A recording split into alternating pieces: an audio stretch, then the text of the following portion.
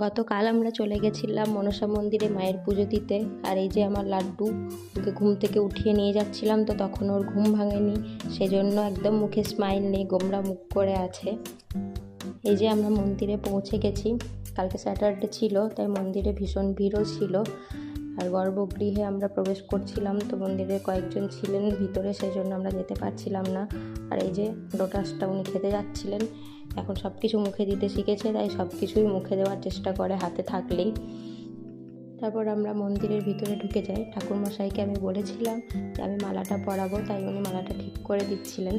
তারপর আমি মালাটা পরিয়ে দিই মাকে খুব ভালোভাবে। আর রূপকে বলি লোটাসটা যেন ঠাকুরকে দিয়ে দেন। তারপর আমরা সুন্দরভাবে পুজো দিয়ে বেরিয়ে পড়ি বাড়ির উদ্দেশ্যে টোটোতে চেপে।